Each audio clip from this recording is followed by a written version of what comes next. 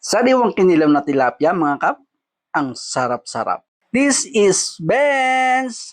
So ayun for today's video nga mga kap, gusto kong makatikim ng kinilaw na tilapia.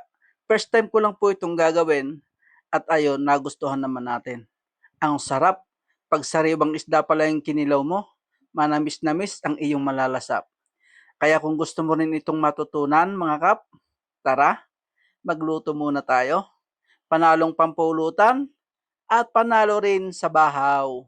Maagang maaga pa nga mga kap, pumunta na ako sa bilihan ng tilapia at nakabili nga tayo ng 1 kilo. Merong isang malaki. At ito nga yung gagawin natin sa kinilaw. Siyempre una, tanggalin natin yung mga palikpik, tanggalin natin ang kaliskis. Yung isang tilapia, ayaw pang magpahuli. Dito kasi sa amin mga kap, malayo sa karagatan. Tilapia lang talaga ang sariwa na pwede mong kilawin. Ayun na nga mga kap, at ready na yung ating tilapia. So, hihiwain natin yung dalawang pisngin niya. Kukunin lang natin yung mismong pinakalaman kasi yun lang ang kailangan natin. Iingatan lang natin yung paghilap doon sa laman para hindi makasama yung tinik. So, ingat na ingat din ako dyan mga kap kasi ayokong may tinik kasi baka matinik tayo kapag kinain natin. Siyempre, kilawin. Pagkatapos na nga nating nahiwa mga kap, yung pisngi ng mga tilapia, hihiwain naman natin yan ng bite size. Medyo pahalang ba?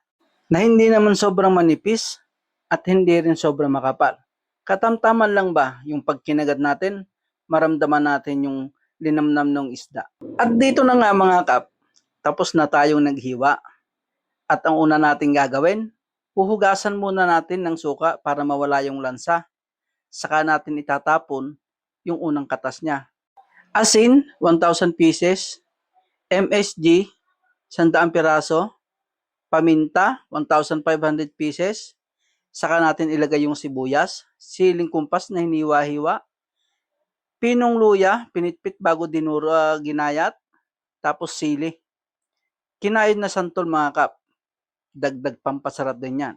Saka natin bubuhusan ng suka. Pagkatapos, pigaan natin ng 6 na kalamansi mga kap. Pangbalanse, pangkontra, pangalis ng lansa, at pampasarap na rin mga kap. O ayan na, ano pang hinihintay mo? Magdala ka na ng baso at saka ng alak. Tagay na tayo.